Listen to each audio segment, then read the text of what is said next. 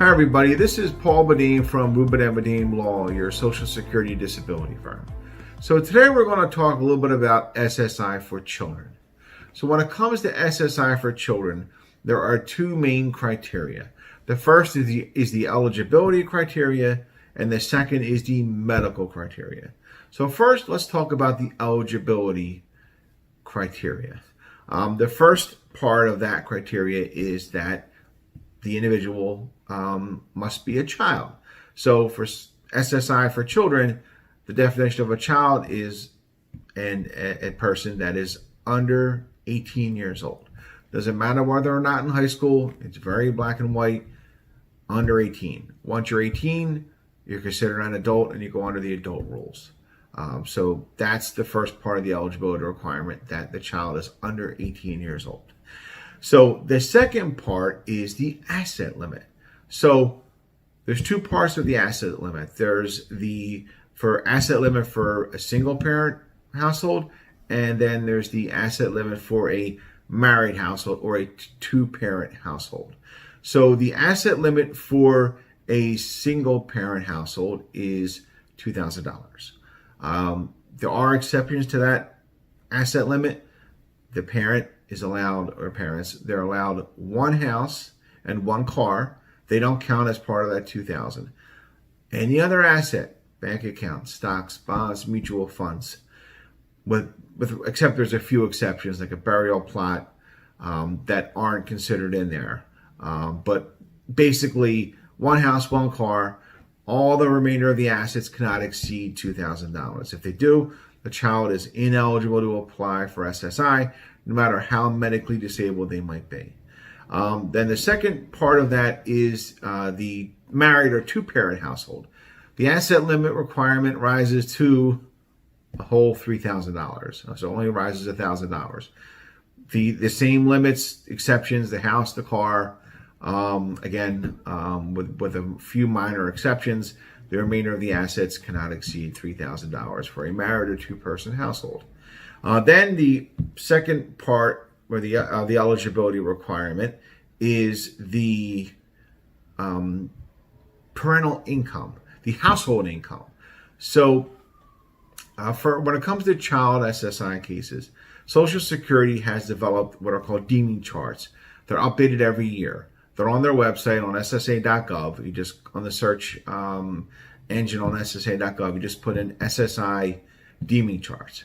So it'll take too long for me to explain to you on video how they're calculated, but the easiest way to do it is they have a chart, and it's based upon whether there's one parent in the household or two parents, and then also how many non-disabled children there are. So, for example, if in the household you have minor children, you have 3 minor children.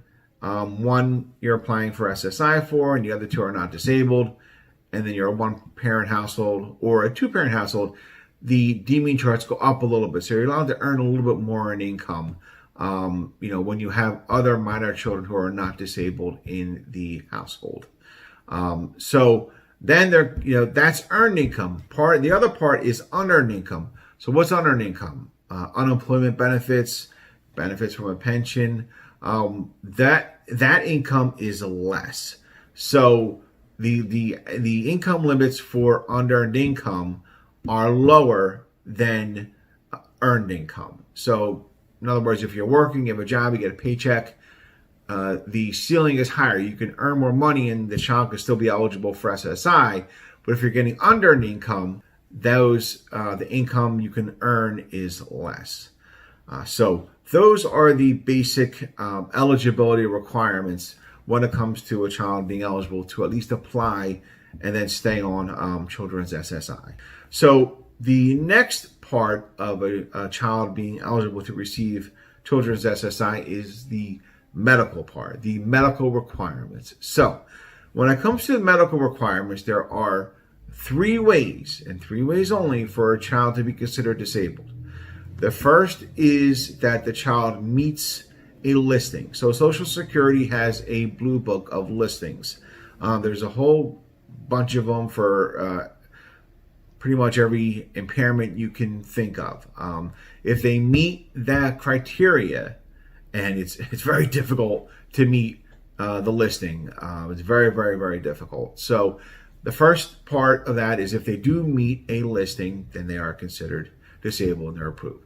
The second way, the medical way, is whether they equal the intent of the listing. So that's basically if they're really close to meeting it, maybe a proverbial inch or two away from meeting that listing. They're real close, but they don't meet it.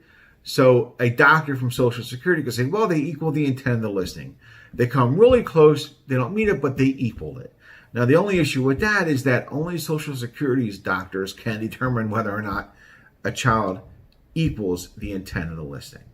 And then the third, and in my opinion, the most common way for a child to be considered disabled is if they functionally equal the listings. So when it comes to functionally equaling the listings, there are 6 main categories that Social Security has developed for determining whether or not a child is considered disabled.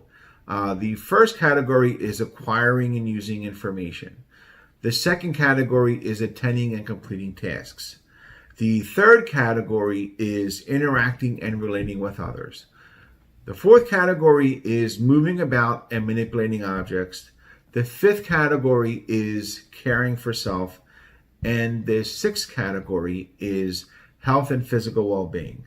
Now, I could sit here for about a half hour and tell you about the criteria for each of these functional requirements to meet the listing. That'll be for another video for another day. So basically, to functionally equal the listings, either 2 of those listings, 2 of the 6 listings, have to be of a marked level, or 1 of them has to be of an extreme level. So in my experience, it's very, very, very difficult, next to impossible for it to be an extreme limitation. Most of the time, it's a marked limitation when it comes to functionally equal the listings for children.